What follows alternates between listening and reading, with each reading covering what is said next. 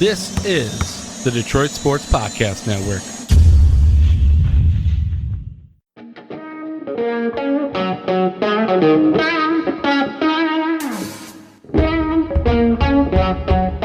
The biggest icon in podcasting.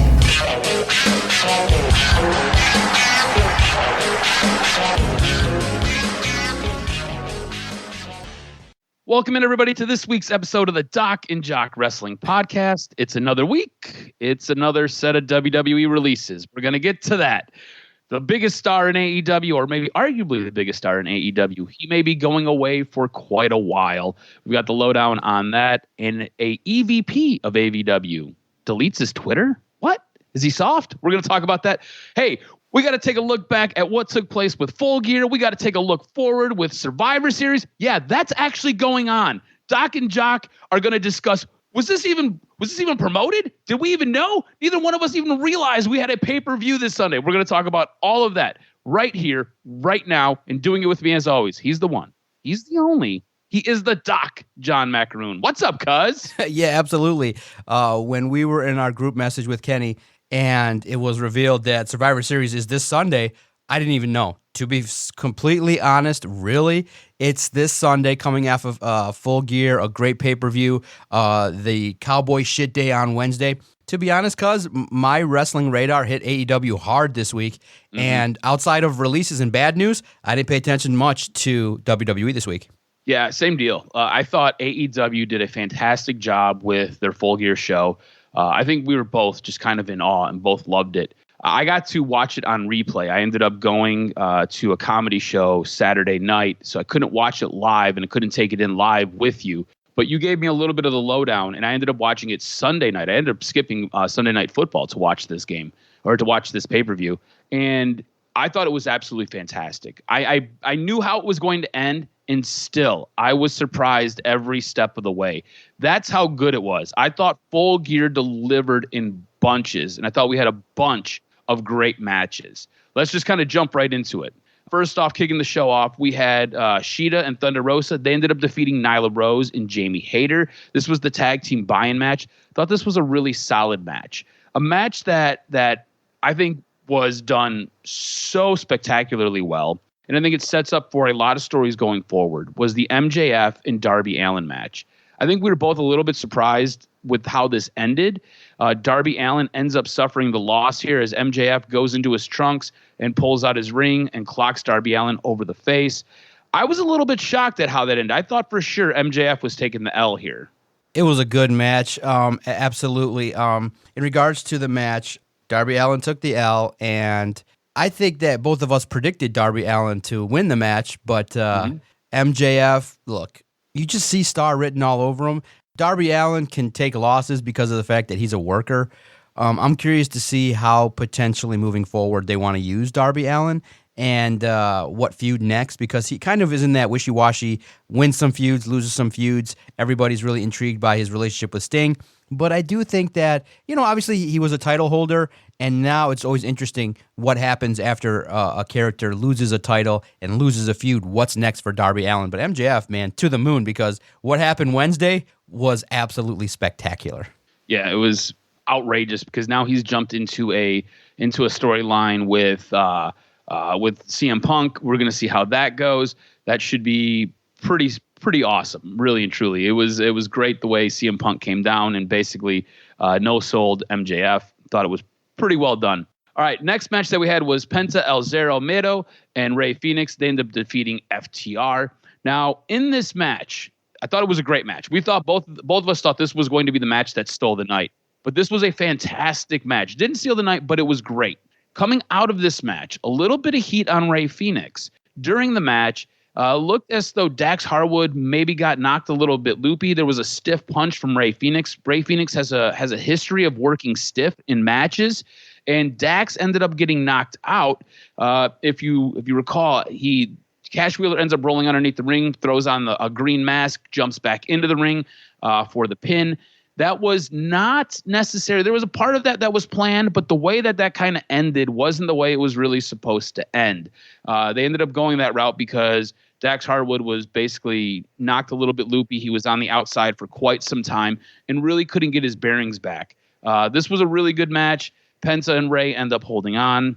We end up having Daniel Bryanson defeating Miro in the finals of the AEW Eliminator Tournament for a future shot at an AEW World Championship. Now, this was a good match.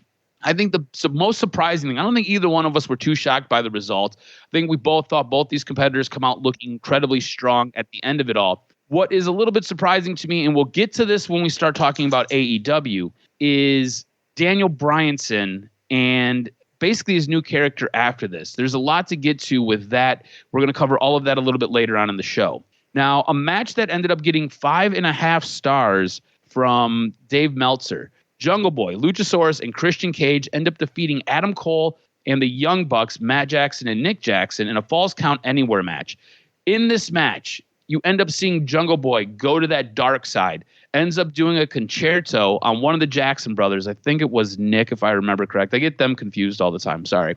Ends up doing a concerto, and this was something that they were kind of building to, and they alluded to this happening going back a couple of episodes on Dynamite and on Rampage, where Jungle Boy just wouldn't do it, just wouldn't take the chair and wouldn't do it. Christian would push him and push him and push him. Finally, in this match, he broke, gave the concerto, and I thought this was a really good match. I thought this was fantastic. Anytime you get Adam Cole and the Young Bucks in a match, and then you can mix in Jungle Boy, who we talked about those pillars, right? MJF is a pillar of AEW. Jungle Boy's right there with him. I thought this was a great match. What did you make of this match? Absolutely worthy of 5.5 stars. Oh my God, was it really quality? Really. And when you look at Jungle Boy and you look at the potential now that he has in the next few years, working with the likes of Christian Cage has just done wonders for him, and now it's starting to show up in the ring. This is the value when you have veterans like the likes of Eddie Kingston, John Moxley, Christian Cage, Jake the Snake Roberts. You have these veterans who can teach psychology, and then don't forget the background of the guys like Chavo Guerrero, Dean Malenko, and the likes of all the people in the back. It has been shown now with Jungle Boy that this is somebody you can invest in, and hey, take off the facial hair and let him go, man. Let him wrestle. Let's see what he's got. And I think his future's bright, and it's nice to see. Yeah, you're absolutely right there. Now, the next match was Cody Rhodes and Pac. They ended up defeating Malachi Black and Andrade El Idolo. It was a good match. I don't really think it really registered for a lot of fans. There's this whole backlash with Cody Rhodes, and I think one day we'll spend an entire episode kind of getting into why, because there's a lot to unpack with that. Now, Britt Baker ends up retaining her belt over Ty Conti for the AEW Women's Championship. I thought this match ran short. I thought this wasn't – I didn't think that they got their time. I felt like AEW, who puts on notoriously long pay-per-views, and usually they're great. It's one of those things where they're long, but we're not like, damn, this is way too long. They are long, but I felt like there was this match got the squeeze. They were like, okay, look, we're a little pressed for time. Some things in the beginning of the show ran a little bit long. We need to cut back somewhere, and I think they did it here. I kind of felt bad because Ty Conti, I think her future is bright. You talked about Jungle Boy. I think her future is bright. Britt Baker is made. I don't know what else you could say about Britt Baker. I thought this match was probably a low point in the show because I didn't think that they did a great job in this match, which after I just upsold both these wrestlers to get what we ended up getting, I felt like it was a little bit disappointing. Yeah, I felt the same way. I felt the same way as well. Now, CM Punk ends up defeating Eddie Kingston. What did you make of this match? I thought there was a lot of good here. I thought the way that they kind of built this story that Eddie Kingston ends up losing because he's not conditioned well. I thought that was. I guess it kind of plays into what CM Punk was kind of saying and kind of plays into that narrative. I don't know. I thought it was weird the way the fans reacted to Eddie Kingston because CM Punk was supposed to be the face. Eddie Kingston stole all of the face juice in this match. Eddie Kingston was supposed to be working as a heel. He was the biggest face in this match. It was crazy to me the way the crowd got behind Eddie Kingston. I know that CM Punk did a little trolling in this match, and you absolutely loved it. So give me a little bit of it. Yeah, baby, the 5 moves of doom, baby. It was great. You know why it was great? Because it brought us a little bit of insight into unspoken beefs with former employers and former talent. So for those that don't know, people kind of tend to critique John Cena because he does the 5 moves of doom. and CM Punk replicated it, and the crowd instantly knew what was going on, and it was funny. It was just funny because there you see a wrestler with his face all red and crimson after taking a beating from Eddie Kingston, and he's doing the spot there. He should have just did the whole thing, and it would have been funny, but it's just a nod, a little wink that this is wrestling. I'm not out here to do entertainment and to get over, but, bottom line, it's equal. John Cena's over. CM Punk is over, so to do it is just a hilarious thing to do in a ring. And it just adds to what CM Punk can bring, not only in the ring, but a little bit of pizzazz and trolling as well. And you need that. It's a little bit of a wink, because what we heard on Wednesday from Bryan Danielson, I think had my jaw open, because I'm like, he said those words on television. He said those words on television, and we'll talk about it. But I was like, wow, they don't have to worry about it. They just are open to recognize that there is another company out there, and they talk about the past, which is kind of not what you really typically see, to hear about other people's accomplishments in other organizations. AEW doesn't care. They just roll with it. This is what I love about AEW. It's like you said, it's like a little wink, nod to the smart wrestling fan. They're not running for anything. Everything is pretty much open. And, I get why a guy like Jim Cornette was so anti AEW when AEW came out. But the veil's been lifted. Everybody knows that it's not real. It's not the 80s no more. It's not the 70s anymore. You understand that these guys all change in the same locker room. These guys go out and they all drink with each other. These guys all hang out together. Some of them have some beef with each other, and that's real life. But most of these guys all work in the same building together, and 90% of them are all friends with each other. And you understand that when you're in the ring working with each other, you have to trust each other. And the only way you do that is if you have a relationship built. So no longer is it the 70s, 80s where, it's still real to me, damn it, because we all understand what's actually going on here. And I think it allows you to get a little bit more invested in what the storyline really is. And when they play smart to the smart fan, right? You can call us smarks all you want, but when you follow this stuff and you watch these things and you understand what CM Punk is doing, and you understand when Bryan Danielson comes out and says what he says, and we're going to talk about that a little bit later on in the show, when he says these things, it's a nod to us fans who have basically been there, and I think it's great. And I think AEW does a fantastic job with it. Now, the Inner Circle ends up defeating Dan Lambert, Ethan Page, Scorpio Sky, Junior Dos Santos, and Andre Orlovsky in the Minneapolis street fight. This was a match where, and look, Inner Circle does a great job with these multi-man tag matches that are usually sprawled all throughout the building. They do a really nice job with these. Now, this one, not so much where it was sprawled all throughout the building. There were a couple crazy high spots in it, but they do a really good job of working little subtle things in.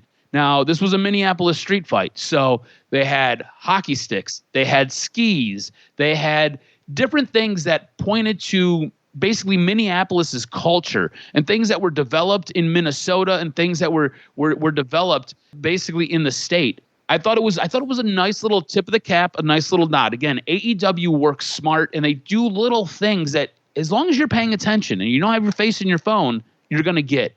I thought this was a good match. I thought it was fun. It was one of those things where you kind of knew what you were going to get. That's what it was.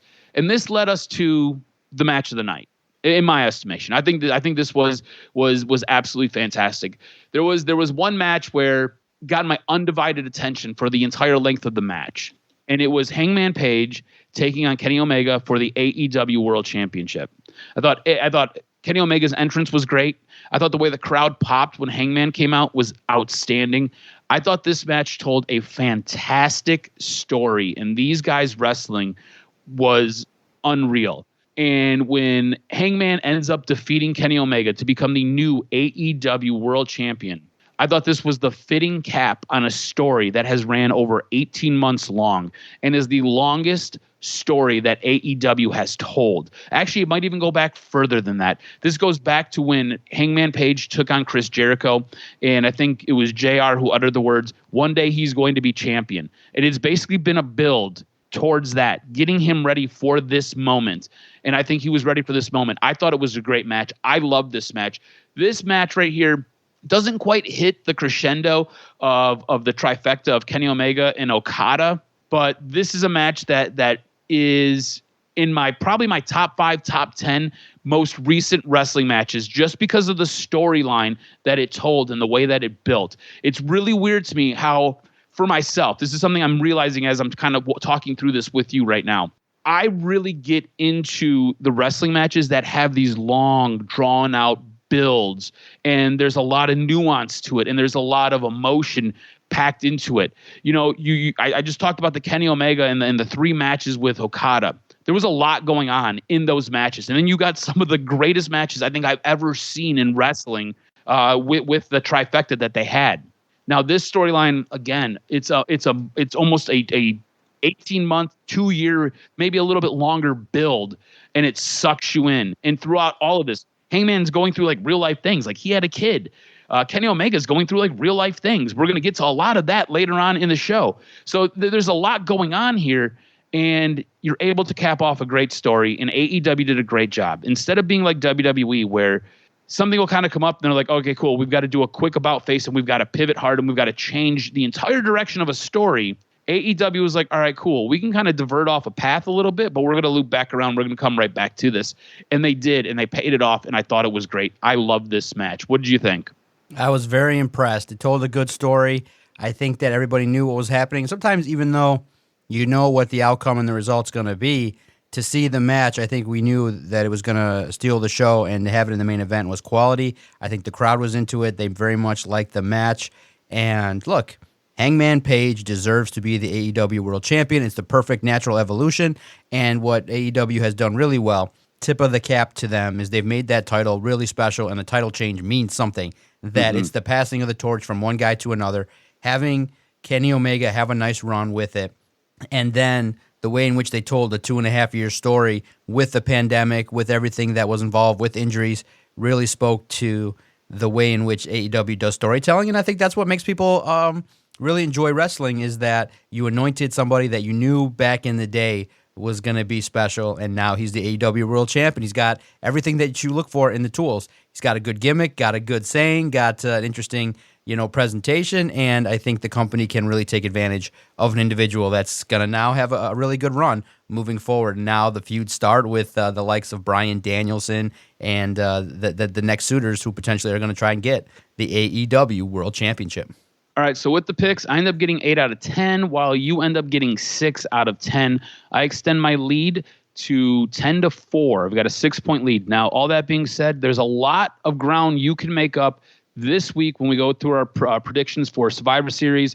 There will be a bunch of bonus points awarded in that. So you can make up a ton of ground really, really quick in the picks. Again, I'm not really invested in Survivor Series because they've done a really shit job on building that. And we're going to talk about that coming up next.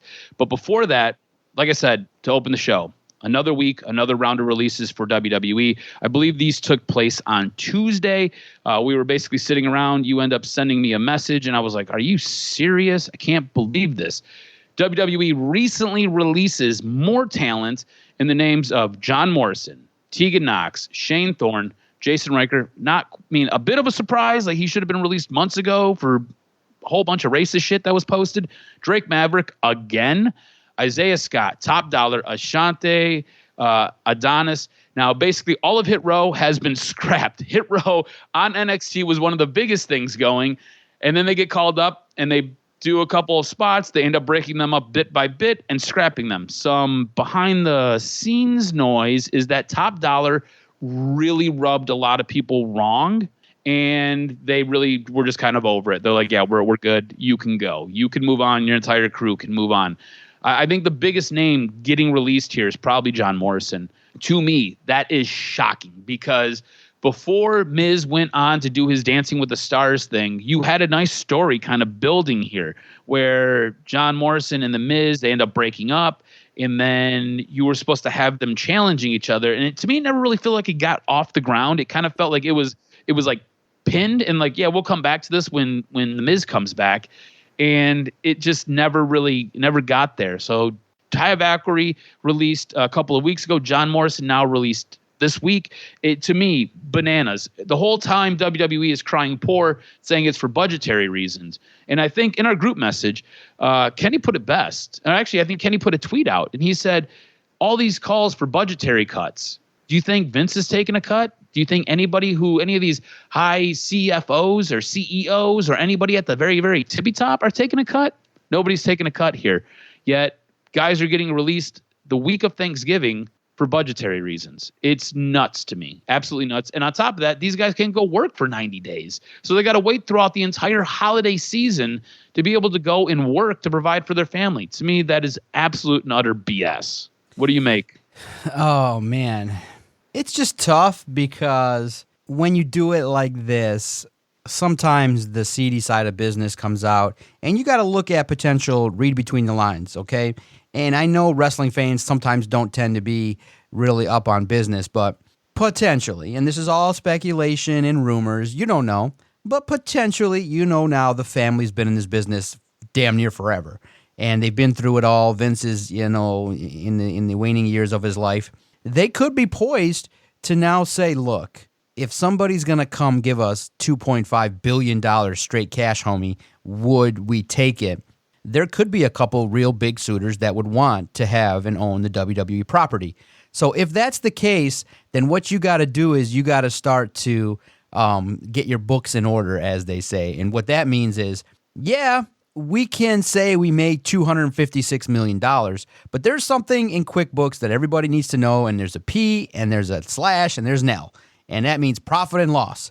And if somebody buys it and they want to get the top dollar for it, you'd rather have profit be way up there. And how you increase profit is to cut costs. And unfortunately, it comes at the expense of wrestlers, people's lives, people that have been loyal to you, people that are just starting out, and things like that. But look, in business, number one rule is there's no emotion. It's none. It's just numbers. It's just, oh, if our P&L can be $400 million this quarter and instead of $299, then we got to do that. And I think that's probably what's happening, is that they want the numbers to look nice and juicy after 2021 so that if it lines up for somebody to buy it, then the two competitors can look over the numbers and say, whoa, this company is super profitable, it does this, it does that, and that will drive up the price into the billions. So unfortunately, it's gross. It's not nice to people, but this is what it is. It's a business. And it's always the case. If you're not the boss, you are always on the chopping block because you're at the whim of somebody's decision, whether they're having a good day, bad day, they like you, they don't like you, their wife wants another Birkin bag, or their debt came through from a gambling situation. Business is gross, but if you can conceptually tell yourself strictly business, it means take your emotion out of it. Hey, these guys were paid. They were handsomely paid. Morrison got another run for a couple years. Could it have been better? Absolutely. But for me personally, I mean, once Miz went out, my mind went to Morrison's gone because he's not a central figure. He is a part of a duo, and I wish they would have maybe featured him in a run one last time. But unfortunately, here's the caveat: I don't even think with Morrison that he was terribly upset by it because his wife got cut. So that's kind of a thing like, hey, let them do him a solid so they can work together in the indie scene and move on potentially to another company where they can get highlighted. So if you take your emotions out of it, it's business. We know it's coming and more will come. But thankfully, the blessing of having another wrestling company is that there's another opportunity to get your shit over if you get released. It's interesting. I think you said something that was pretty smart there. And you brought a lot of the business acumen into it, which is a real part of this. And I think the longer and longer we've watched wrestling, it has become more and more apparent that it is a business and it is ran like a business. I think this is a bit of a blessing in disguise for a lot of guys, though. Yeah. I think, like you said, John Morrison, blessing in disguise. He gets to go work with his wife on the indie scene if he wants to. You've got another suitor out there in AEW, Impact. ROH is revamping things. So there's going to be places for these guys to fall in. It sounds like Isaiah Swerve Scott has a huge future in front of him, and there are multiple suitors for him already. If you read anything that Top Dollar's been tweeting out, it sounds like they're going to try to keep Hit Row together. So B-Fab will join the collection, and they will try to go someplace together. We'll see if that actually works out that way. It's kind of hard sometimes when you've got a guy like Swerve Scott who's basically the face and basically the lead dog there. If he doesn't go someplace else, if he gets a better offer. So it'll be interesting to see what happens. But I think you make a lot of really good points. I want to say this too. An individual that got released handled it perfectly, and his name is Drake Maverick. go to his social media, because what he did was he kept the angle going. He's been released, and he got popular from the first time he released because he basically broke down and cried.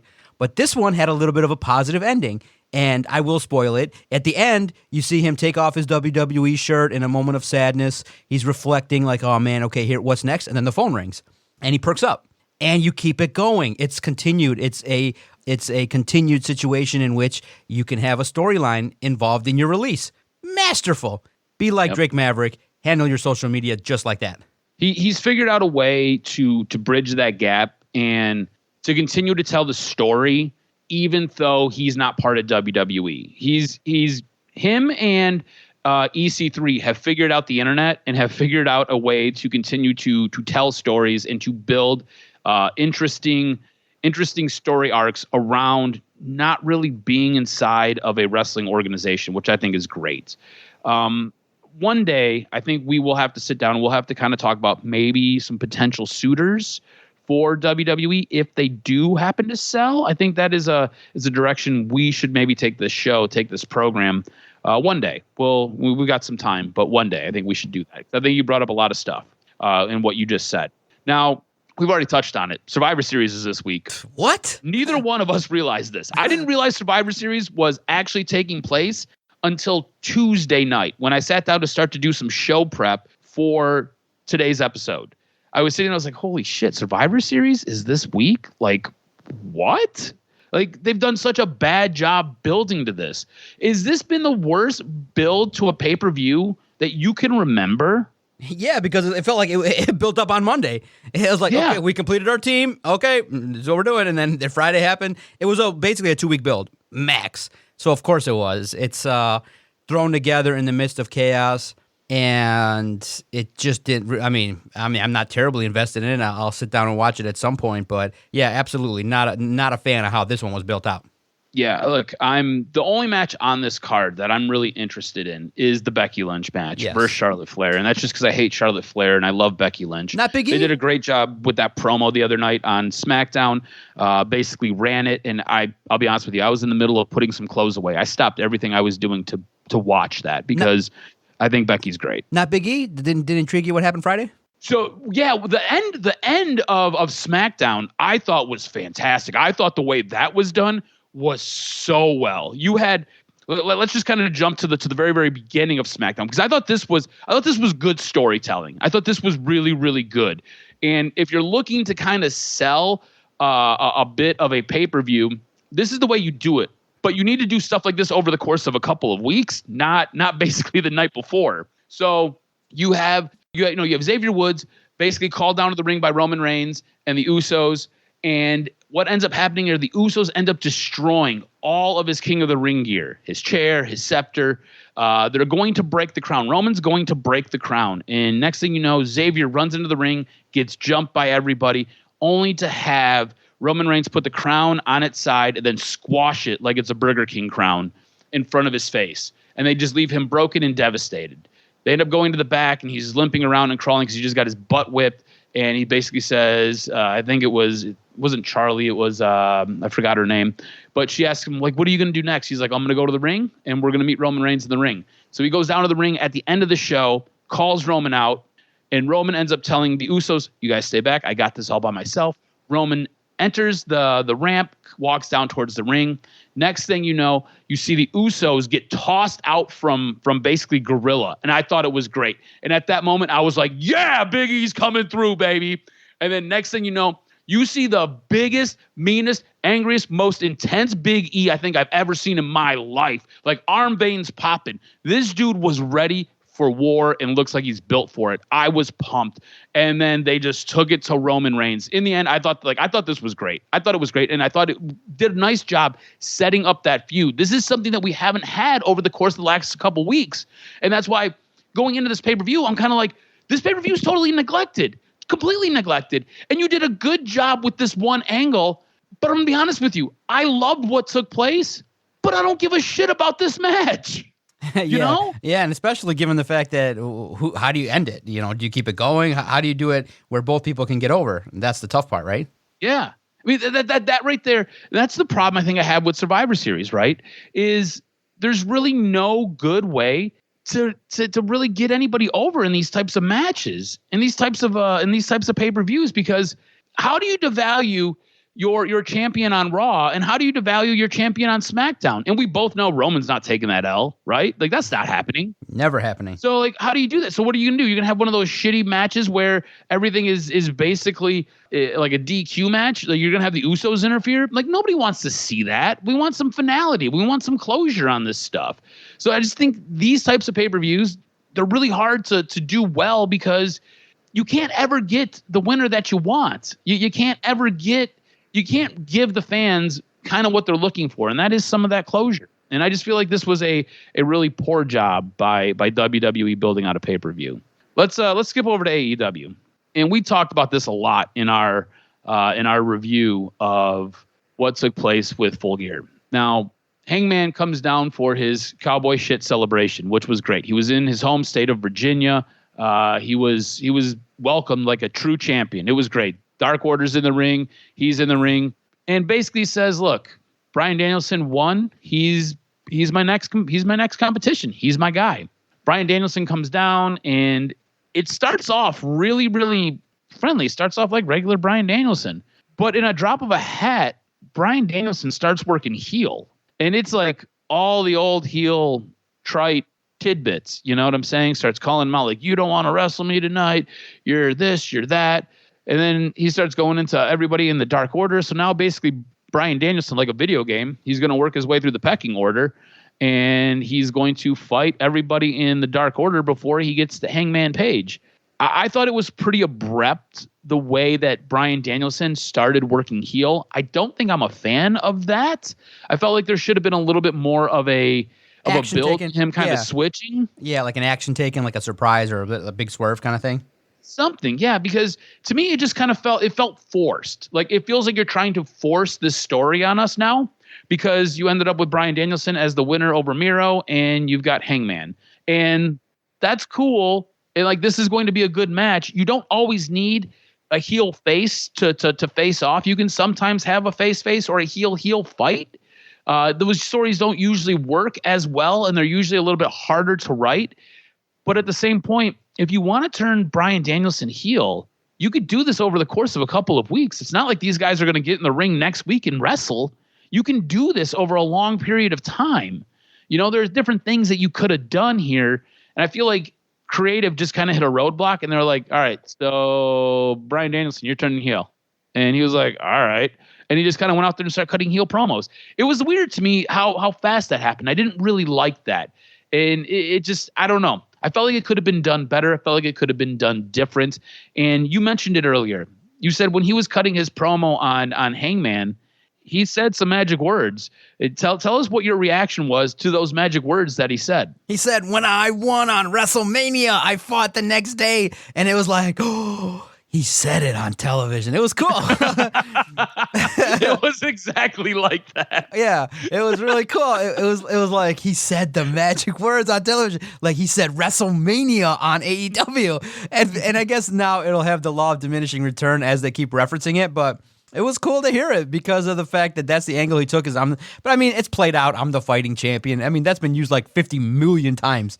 You should just, I mean, you could just use it. I'm the better wrestler than you. That's really the best thing, is that I'm here and I'm ready to take your belt, and that's that. But hey, whatever it's going to be, this one for me is just going to be what's going to happen in the ring. The word's going to be funny. Maybe what's going to happen. What heel tactics are Bryan Danielson going to use to try and get in the head of Hangman Page? I mean, really, if you want to be funny, Bryan should steal his horse. I mean, literally, just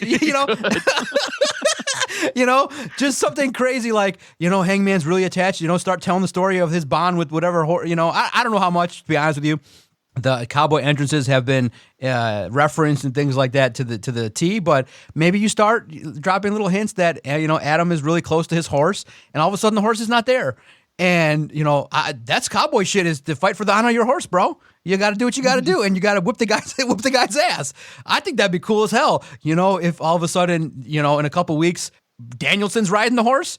That's some cowboy shit to get someone pissed, and that would be some cowboy shit. That would be cowboy shit. Like, you stole my horse? Oh, hell no. Now we're talking chairs. Now we're talking some brutality here. So we'll see how it plays out. Maybe they'll listen and take my advice, but use the horse. Let's see what happens. It'll be interesting for sure to see kind of how they build towards this. And you're right. When they basically said that, it was like, oh my God, I can't believe they just said that.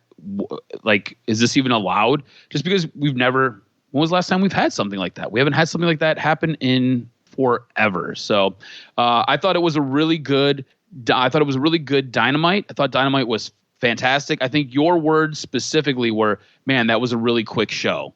And it's hard to find a 2-hour program that moves that fast. So I thought it was a really, really good episode of Dynamite. I thought Rampage was another solid episode. I thought it got a couple of things over. And I think another storyline coming out of Dynamite and kind of coming out of Rampage is Kenny Omega and Adam Cole. I think they may be building to a storyline here. And there's a lot to work with.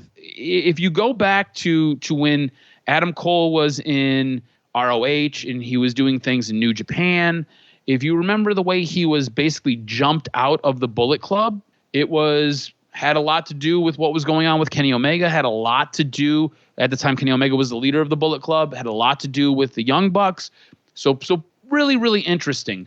I thought that might be a fascinating story. You also see Adam Cole and Bobby Fish working together now.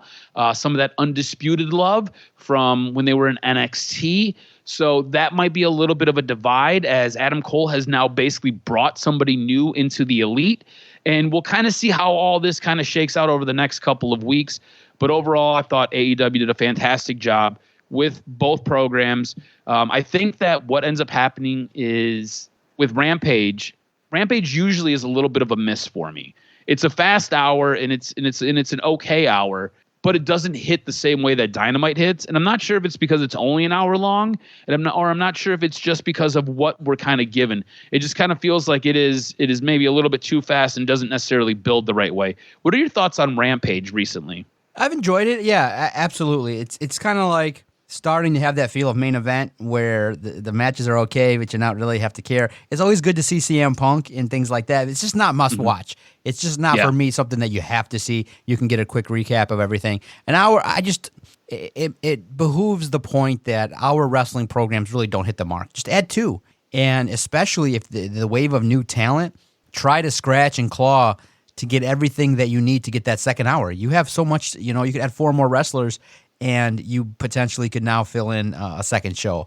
And I think you got to do that because I don't think you're seeing a whole plethora of AEW house shows, and I don't know if they're ever going to be scheduled. So you need that extra hour in there to handle business. Yeah, I agree with you. That going to 2 hours, I think, might make Rampage a little bit better. And you know what you could do with adding the 2 hours? You could really just add 2 more matches and get a couple of other people over. And I think it'd be a nice way to kind of to build that out and make it a little bit more interesting, make it more must watch. The only problem is it's time slot. It's a brutal time slot. So it would be hard to do that. All right, let's get into Survivor Series. This is a pay-per-view that neither one of us give a shit about. And like I said, there are some chances here for bonus points. If you happen to get a winner correct for a multi-person match, you get the bonus point for that.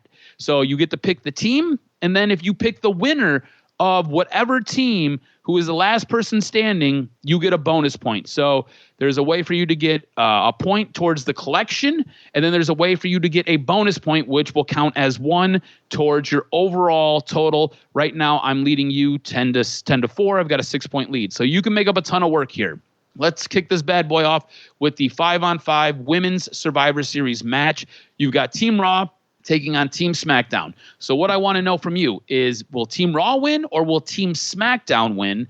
And who will be the last person standing? Team Raw consists of Bianca Belair, Rhea Ripley, Liv Morgan, Carmella, and Queen Zelina.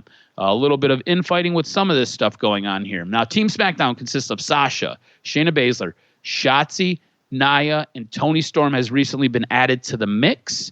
Who do you have winning this, and who's the last person standing? It feels to me like the Raw side feels a lot stronger, in my opinion. I can't wait to see it. I think, Bianca Belair, Rhea Ripley, Liv Morgan, Carmella, I think probably will get out to a quick lead and then potentially If I'm wrong, I think it'll be SmackDown Sasha Banks, holding it down. But to me, I think Bianca Belair and Sasha Banks will be the final two, with Bianca establishing that she's the EST of Raw. And so give me Team Raw. I can't agree with you more. In my head, the way this played out, basically Raw is the stronger team here. There's a lot of things going on in that SmackDown team. I think Sasha is basically the strength of it. In the end, it's going to be Bianca versus Sasha. We're going to have a little bit of a tip of the cap, a little nostalgia to what took place at, I think it was WrestleMania, when Bianca ends up winning the title from Sasha. So in the end, I've got Bianca Belair winning this one as well. All right, Team Raw versus Team SmackDown in the men's 5-on-5 challenge. You've got Seth Rollins, Finn Balor, Kevin Owens, Bobby Lashley, and Austin Theory representing Team Raw. Now, Team SmackDown consists of Drew McIntyre, Jeff Hardy, King Woods, Happy Corbin, and Sheamus. How do you see this one playing out?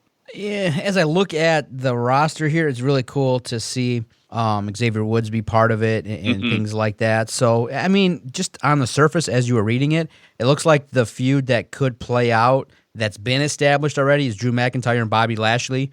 And what better way to kind of kick off Drew McIntyre pushing forward and maybe getting a push again on the other side, on the blue side, is to potentially have Drew McIntyre fight off against Bobby Lashley at the end. So I think it's going to be SmackDown, and Drew McIntyre stands tall. Okay. I'm not going to disagree with you. I think it's going to be Team SmackDown as well, but I think it's for a different reason. We just talked about this awesome story arc that they've got going with King Woods, right? He just recently won the King of the Ring. I think he's a guy who right now has a lot going for him, has a lot going for his storyline. I think Team Raw is the stronger team with Seth Rollins and Finn Balor, Kevin Owens, Bobby Lashley. I think Austin Theory is kind of the weak link here. But I think what you've got going on with King Woods, I think he is the one that ends up standing tall, and he's the last one in this. I think Team SmackDown wins it as well. All right, women's championship match. You've got Becky Lynch representing Raw. You've got Charlotte Flair representing SmackDown. Who do you think wins this one? Ooh, Charlotte Flair and Becky Lynch. This is the match you're down for, right? This is the only match I really give a crap about. Okay. I think Raw needs to have this one be established. So for me, it's going to be Becky Lynch. I mean, how many times can Charlotte Flair stand tall in a match? You have to have Becky Lynch. She's the man. There's been broiling controversy with the word "the man" online lately. So give it to Becky Lynch. I love the character. I love the swagger. I love the entrance. I think she's carrying herself quite well. It has to be the man. I think that I want Becky to win this match so bad because I can't stand Charlotte Flair. I've hated Charlotte Flair for a while. And it's interesting now that there's a lot of stuff coming out about Charlotte and how she kind of politics everything in the back. And Becky's been doing a ton of talking, an absolute ton of talking. Like any chance she gets to do an interview, this is what comes up, and she's just adding more fuel to the fire. I don't want Charlotte to win, but I see WWE giving this to Charlotte, and I'm torn here. I'm like a coin flip. And I flipped a coin before we started doing this, and I did best 2 out of 3. And best 2 out of 3, the coin said Lynch wins. I'm going to go Becky Lynch, but I do it begrudgingly. I think Charlotte might end up coming away with this, but the coin said go with Becky Lynch, so I'm going with Becky Lynch on this one. Again, the only match I care about on this. That's it. Now, Big E versus Roman Reigns, WWE Universal Championship. I think we both agree Roman Reigns is going to win this. It's a little bit unfortunate. It's one of those things where Big E deserves, I think, a little bit better, but it's what it is. It's WWE. So what are you going to do? RK Bro and Randy Orton and Matt Riddle taking on the Usos, Jey Uso and Jimmy Uso, for the Battle of Tag Team Supremacy. Who do you think wins this one? I feel like potentially they've been playing up the idea that Matt Riddle is costing the team victories, and I think that's going to potentially play itself out again with maybe the beginning of the breakup that we can start to see as we head to the Rumble. So I like the Usos in this one. Okay, cool. I'm going to go with RK Bro just to be different. I feel like with our selections here, we've basically been in lockstep for the most part. So I'm going to go different. I'm going to go RK Bro, and we'll see what ends up happening there. I like where your head's at, though. I think you're telling a great story if that's what ends up happening. I think in this next one, I think we both are going to probably pick the same person. Damian Priest holding the United States Championship versus Shinsuke Nakamura holding the Intercontinental Championship. I think Damian Priest wins this. Absolutely. No doubt about it. There's no chance he loses. Rocket pack strapped to his back. Now, I did, while we were kind of talking, I did just a quick search just to make sure that we've got everything on the card that WWE is planning to give us. I did miss one when I sent the rundown over to you. We have a 25-man dual-brand battle royal. So a couple of names that are going to be involved in this. All right?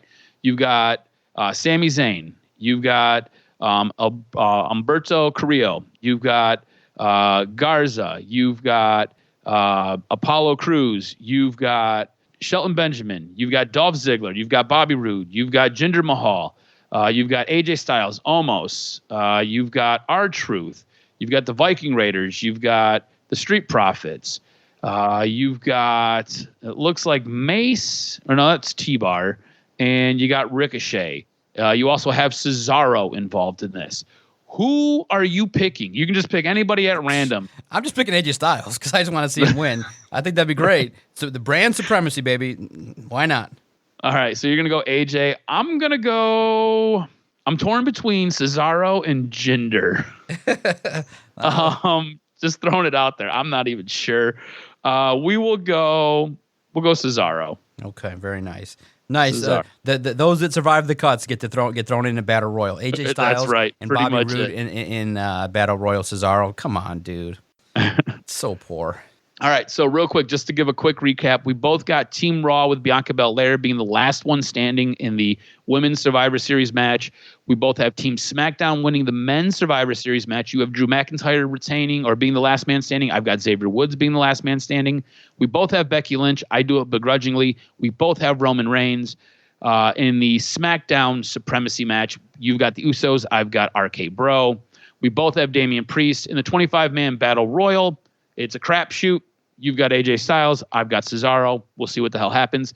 4 extra points. Bianca Belair, McIntyre Woods, and AJ Styles and Cesaro. Those are the 3 matches where you can get 3 extra points added to your overall score. So we'll see what happens there. Like I said, I lead by 6. You can make up a ton of ground this week in this pay-per-view that I didn't even realize was going on this week. So we'll see what happens. Hit me with this week's professional wrestling news and notes. What made your list? What caught your attention?